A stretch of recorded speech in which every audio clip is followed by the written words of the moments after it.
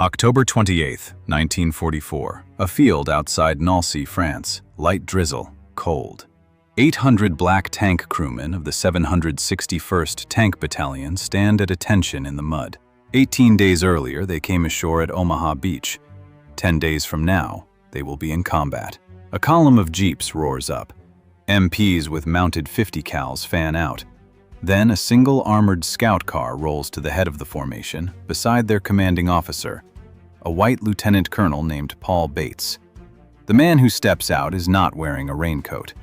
2 ivory-handled pistols on his belt. Polished riding boots in November mud. He vaults onto the hood of the scout car like a man half his age, looks down at 800 faces nobody at 3rd Army headquarters ever expected to see inside a tank, and opens his mouth. "Men, you are the first Negro tankers to ever fight in the American Army." George S. Patton Jr. is 58 years old. His grandfather fought for the Confederacy. 14 months from now, he will be dead. A road accident in occupied Germany. 3 years from now, his war memoir will be published. That memoir is the reason this story exists. Because that afternoon, after the speech, after the salute, after he climbed back into the scout car and drove off through the same drizzle he had arrived in, Patton went back to 3rd Army headquarters in Nancy and opened his personal diary. What he wrote that night, the 800 men in the field never heard. 2 years later, when he was already dead and the war was already over, an editor pulled that diary entry and several others into a book, War as I Knew It, published 1947, still in print. Inside that book is the answer to a question military historians have been arguing about for 80 years. Why did the most aggressive armored commander in the U.S. Army, a man who would write in his own hand that black soldiers could not think fast enough to fight in tanks, personally request the only all-black tank battalion in the war? He requested them. He fed them into the worst sectors of the line. He kept them there for 183 consecutive days, the longest unbroken combat tour any American battalion served in Europe. He gave them more ground to take and less rest than he gave his white units. And when it was finally over, after they had inflicted roughly 130,000 casualties on the enemy and lost nearly half their own men doing it, he never changed his mind. This is the story of what George Patton wrote in his diary the night of October 28, 1944. And what 800 black tankers did over the next 183 days that should have made him change it. It didn't. To understand what Patton wrote that night, you have to understand the map of his mind. His grandfather, also named George Smith Patton, commanded the 22nd Virginia Infantry, Confederate Army. He was killed on September 19, 1864, at the 3rd Battle of Winchester. A Union shell took off his leg. He bled out the next morning. The general who would stand on that armored car hood in 1944 grew up on stories about that grandfather. The sword above the fireplace, the portrait in the hallway, the cause that lost. This is not a man who walked into the Second World War with a clean slate on race. In 1940, the entire United States Army contained 5 black commissioned officers. 5. In a force that would peak above 8 million men. 3 of those 5 were chaplains. The 2 combat officers were a father and a son. Brigadier General Benjamin O. Davis, Sr., the first black general in American history, and his son, then a captain, Benjamin O. Davis, Jr. That was the entire pipeline. Patton's views were not the views of a fringe officer. They were the views of the institution. In 1917, Colonel James A. Moss, the white commanding officer of the all-black 367th Infantry Regiment in the First World War, wrote that black men, as fighting troops, must be rated as second-class material due to what he called inferior intelligence and lack of mental and moral qualities. Colonel Perry L. Miles, who commanded the all-black 371st Infantry Regiment in the same war, would later put it more plainly in his memoirs. In a future war, the main use of the Negro should be in labor organizations. Cooks, stevedores, truck drivers, grave registration teams. That was the doctrine. That was the assumption built into every promotion board, every officer school, every War Department staff study from the trenches of 1918 to the beaches of 1944. Patton did not invent it. He inherited it. But here is where the man gets harder to read. Before the war, when he was commanding a fort in El Paso, Texas, Patton personally intervened to stop a black soldier under his command from being lynched. The details were kept quiet. The historians who later pieced it together, including Kareem Abdul-Jabbar's research team for the book Brothers in Arms, found the incident buried in unit-level records. Patton did not write about it. He did not brag. He just stopped it. So what kind of man do you call that? A man whose grandfather died for the Confederacy, who shared every assumption the segregated army of his generation handed him, who would write in his own memoir that an entire race could not think fast enough to fight in tanks, but who, on a hot night in West Texas, walked into a situation where a mob was about to kill one of his soldiers and personally walked the soldier back out alive. You don't call him a hero. You don't call him a villain. You call him what he was, a pragmatist. A pragmatist who would, 3 years later, on a wet field outside Nancy, ask for the only all-black tank battalion in the war by name. Not because he had changed, because he needed tanks, and the men who came with them. August 1st, 1944. 3rd Army goes operational. For the next 26 days, Patton's armored divisions cover more ground than any American formation in the European War. The 4th Armored Division, one of Patton's favorites, pushes from Avranches to the Meuse in 3 weeks. The 6th Armored Division does the same. The maps in Berlin keep getting redrawn. The price is hidden behind the speed. By August 26th, the 4th and 6th Armored Divisions, Patton's 2 main spearheads, had lost 269 tanks between them. 26 days. 269 tanks. That is roughly 1 tank every 2.5 hours, day and night, for 26 days straight. The crews come out worse. A Sherman tank that takes a German 75mm shell through the front plate does not always burn. Sometimes only one of the 5 men inside is killed. Sometimes, all 5. The Germans had a name for what a Sherman looked like after that. Tommy Kocher. Tommy Cooker. In September and October, the pace slows. Logistics fail. Gasoline does not reach the front. The lines stop moving, and they stop moving in places that are easier to defend than to take. But the casualties do not slow. They just change shape. A special truckload of supplies has to be sent from Normandy to the 3rd Army's Graves Registration Squad. Inside the truck, 3,000 personal effects bags. Empty. Waiting. This is what Patton is staring at when he sends a request back to the War Department. He wants tanks. He wants men. He specifically wants trained Sherman crews, not raw recruits, not stateside garrison troops. Men who have done the gunnery course.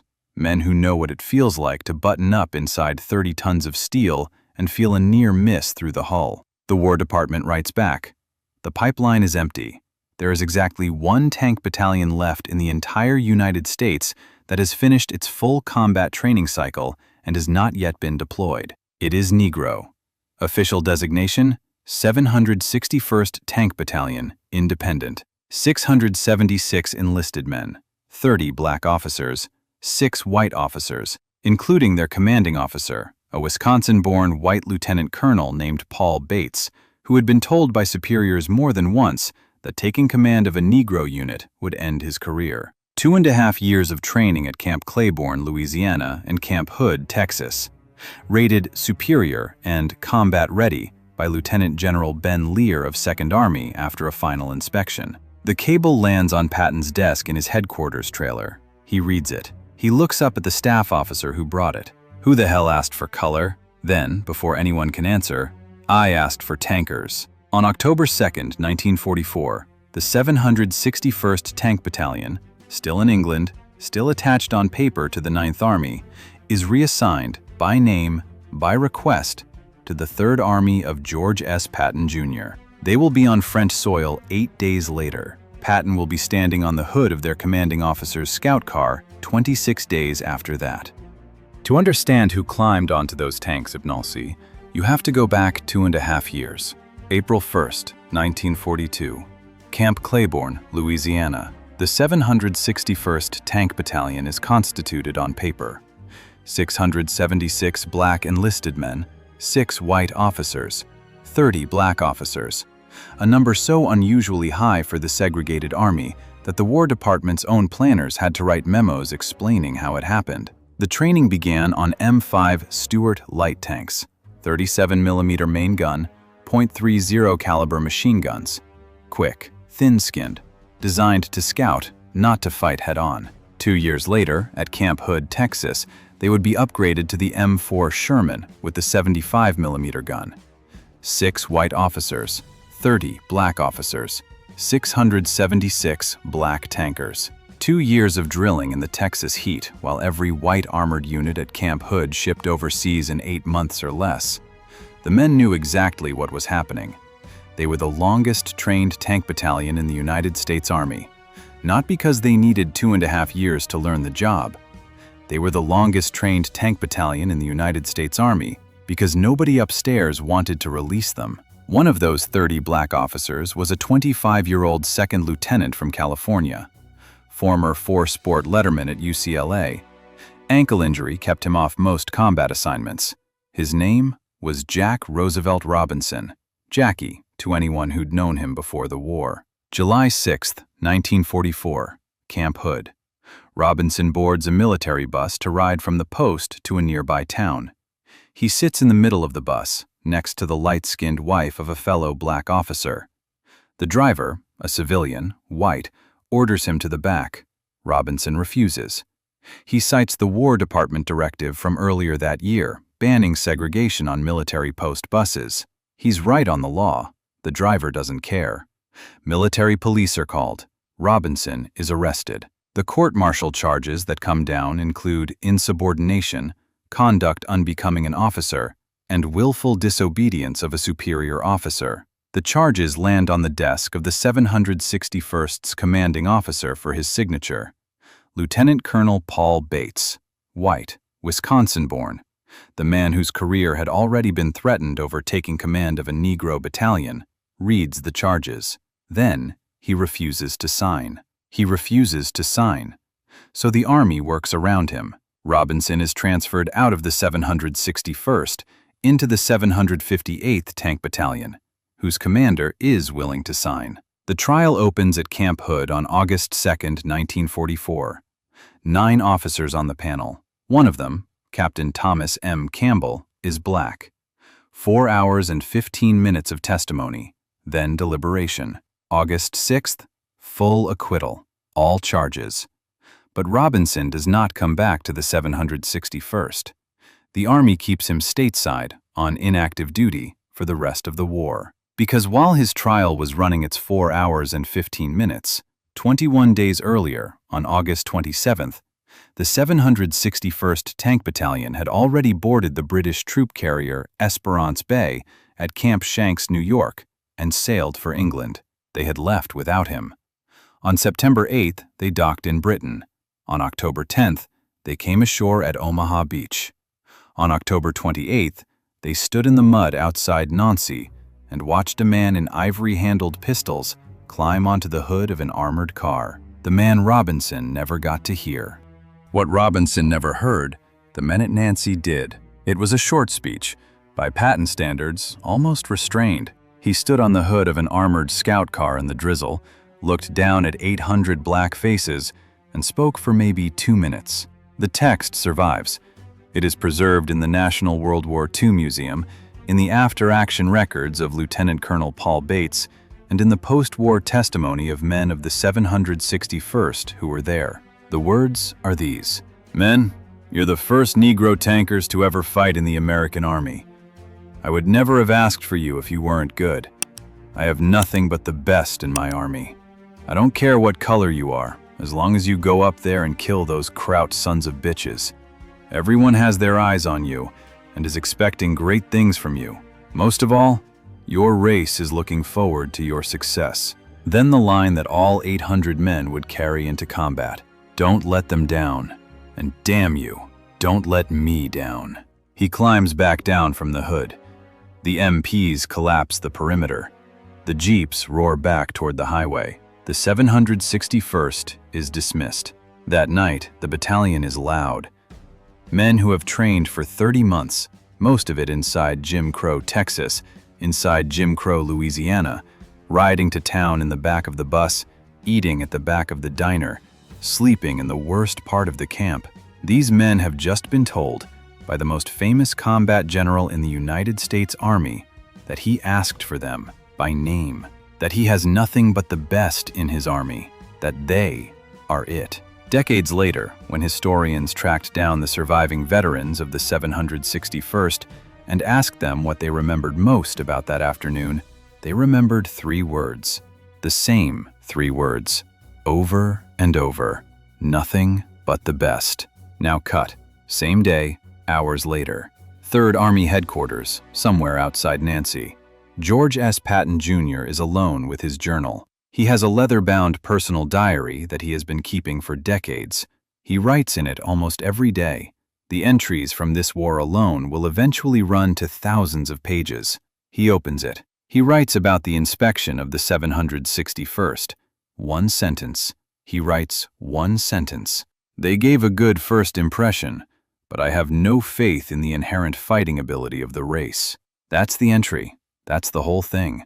The men in the field, the men who repeated nothing but the best to each other into the night, would die, some of them within 10 days, without ever knowing that sentence had been written. The book it would eventually appear in was published in 1947, War as I Knew It, edited from these diaries by his widow, Beatrice Patton, and Colonel Paul D. Harkins of his own staff. By the time the book reached print, most of the dead were past caring.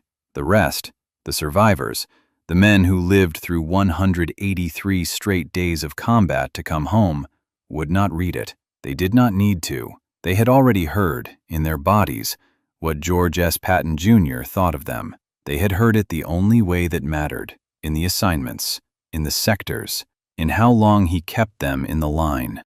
10 days. That's how long it took. November 6, 1944, Lorraine. The 761st has been bivouacked outside the village of Athionville, waiting for the order to attack. The order comes that night. Their first combat mission is the morning of November 7th, an assault on a fortified village called Morville-lès-Vic, in support of the 26th Infantry Division. The night before the attack, Lieutenant Colonel Paul Bates, the man who refused to sign Jackie Robinson's court-martial papers, the man who had been told command of a Negro battalion would end his career, the man the men of the 761st had trusted through 2.5 years of Texas, Bates is wounded. Shrapnel from a German artillery round that lands close to the battalion command post. He goes down. He is conscious. He refuses evacuation until he can finish briefing his officers. Then he is taken to the rear. The next morning, when the 761st rolls into its first combat as an American armored unit, the man leading them is not Bates. It is Captain John D. Long, Black, B Company commander, the kind of officer who had told an interviewer before deployment, "Not for God and country, but for me and my people. This was my motivation, pure and simple, when I entered the army." Morville-lès-Vic is hell. The town is held by German infantry dug into stone houses, supported by anti-tank guns and mines. The 761st loses tanks. The 26th Infantry Division takes heavy casualties. By the end of November 7th, the town is taken, but the day is already inside the after-action reports as one of the most brutal small unit fights of the Lorraine campaign. November 8th. A few miles east, the column pushes toward another German-held town near Vic-sur-Seine. Narrow road, rolling fields. Then, at a choke point, the Germans had set their trap perfectly. A felled tree across the road. Mines salted around it. The infantry diving for ditches as German mortar and rifle fire opens up. Standard procedure says, hold position, call up combat engineers, wait for the mines to be cleared, then move the tree. Standard procedure takes 30 minutes, maybe an hour. The American infantry pinned in the ditches do not have 30 minutes. In the lead Sherman of A Company, the tank commander is Staff Sergeant Ruben Rivers, 26 years old, half Cherokee, son of a working-class black family in Tecumseh, Oklahoma. 11 siblings, worked the railroad before the draft. He had been in active army service for less than 3 years. He opens the hatch. He does not wait for engineers. He climbs down into the open road.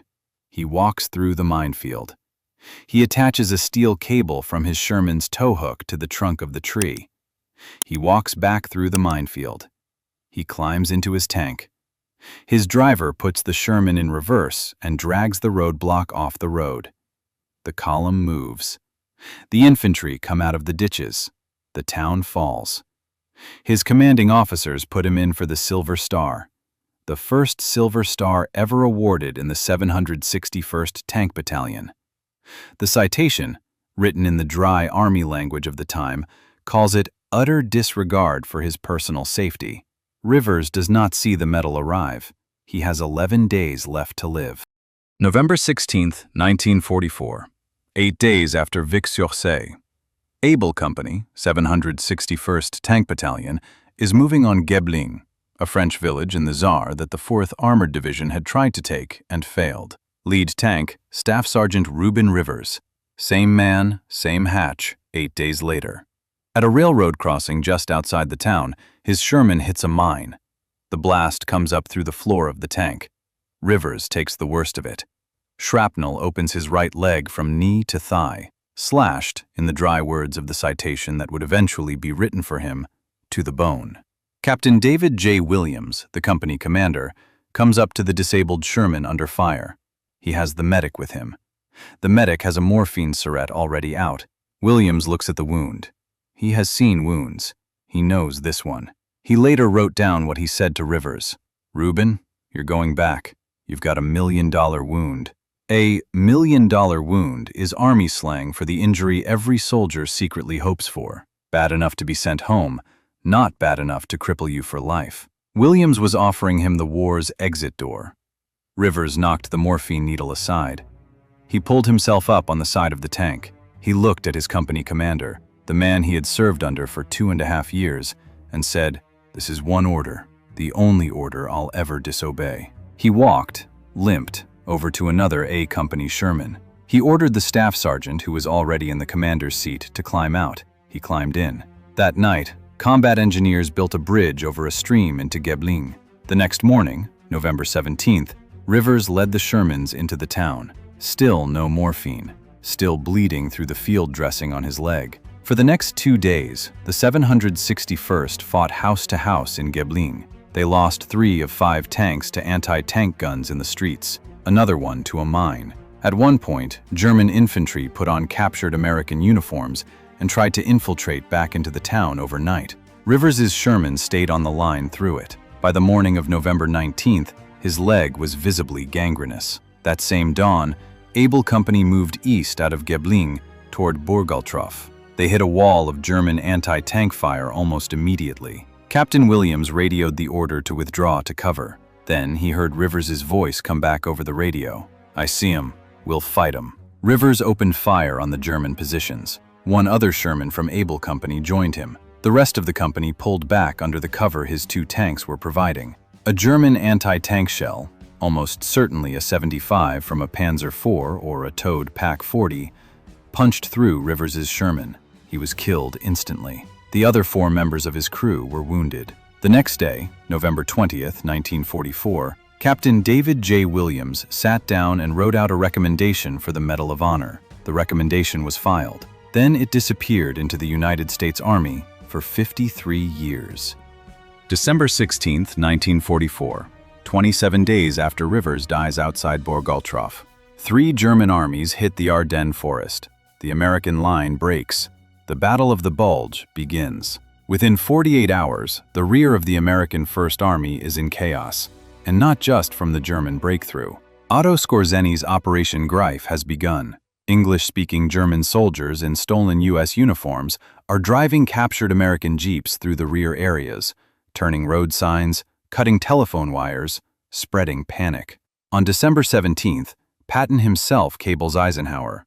"Kraut speaking perfect English raising hell, cutting wires, turning road signs around, spooking whole divisions and shoving a bulge into our defenses." The American response is paranoid and immediate. Checkpoints go up at every crossroad. MPs grill anyone who passes, demanding answers to questions only an American is supposed to know. Brigadier General Bruce Clark of the 7th Armored Division is briefly arrested for saying the Chicago Cubs are in the American League. General Omar Bradley is held when his guard becomes convinced, wrongly, that the capital of Illinois is Chicago.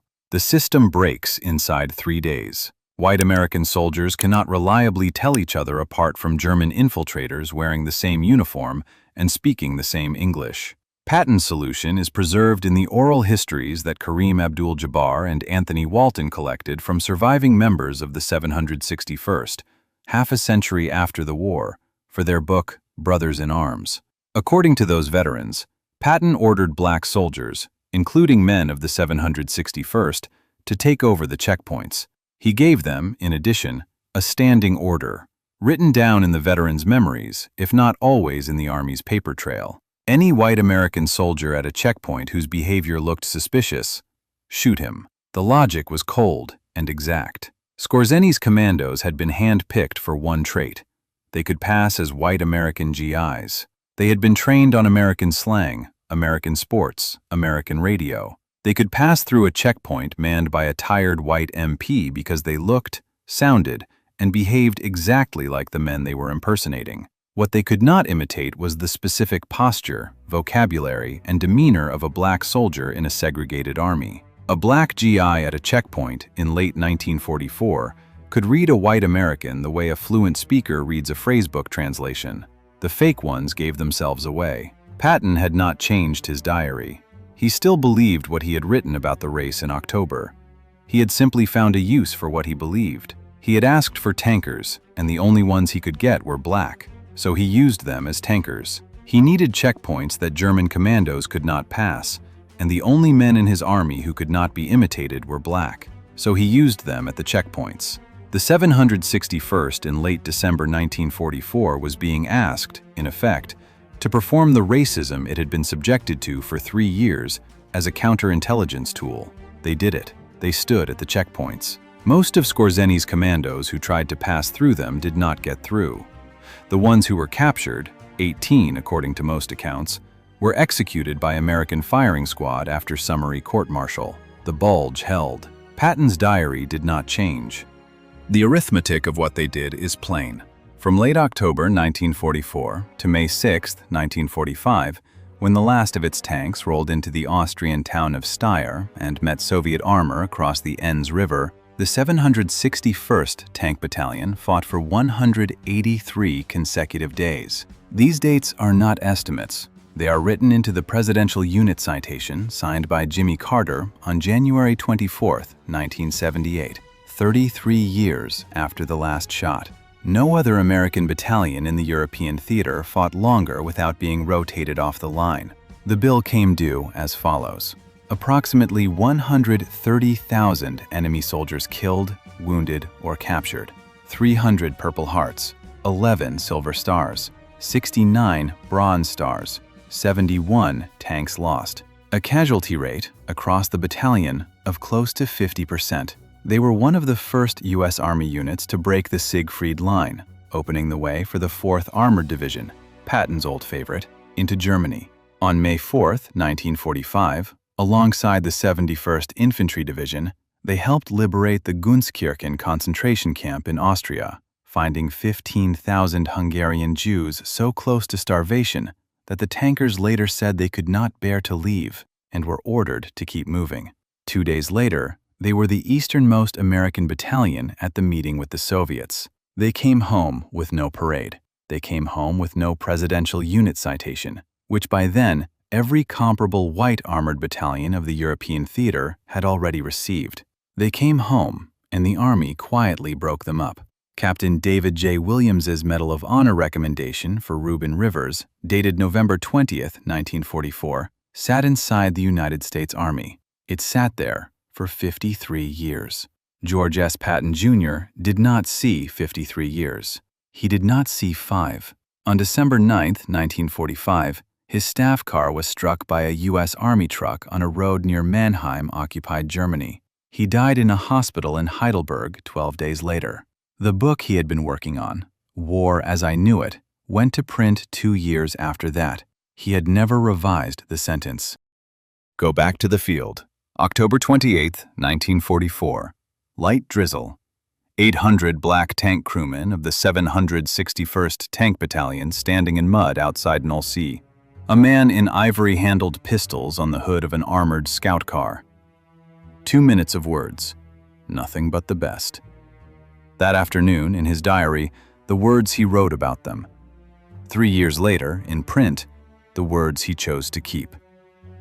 In War as I Knew It, edited from his diaries after his death and published in 1947, George S. Patton Jr. addressed the question of the 761st Tank Battalion exactly once. He had reviewed them, he had asked for them, he had fed them into Lorraine, into the Saar, into the Bulge, into the Siegfried Line, into Austria. He had watched them fight for 183 consecutive days. He had buried, in the cemeteries of France and Belgium and Germany, hundreds of them. He had attached his name, his diary, his memoir, and the operational tempo of his Third Army to what they did. This is what he wrote. Individually, they were good soldiers, but I expressed my belief at the time, and have never found the necessity of changing it, that a colored soldier cannot think fast enough to fight in armor. Read it again. Slowly. He saw everything they did. He never found the necessity of changing his mind. The men in the field outside Nancy that afternoon, the ones who would die at Morville, at Gebling, at Bourgaltroff, at Thiers, who would walk through the gates of Gunskirchen and find what was inside, they never read that sentence. Most of them died before the book existed. The ones who came home did not need to read it. They had already heard what he thought of them. They had heard it in the assignments, in the sectors, in 183 days on the line that no other American battalion was asked to serve. What George S. Patton Jr. thought of them was not the question their lives answered. The question their lives answered was a different one. And the men who stood in the drizzle outside Nancy that afternoon, listening to the man on the hood of the armored car, they answered it themselves for 183 days. In their own war.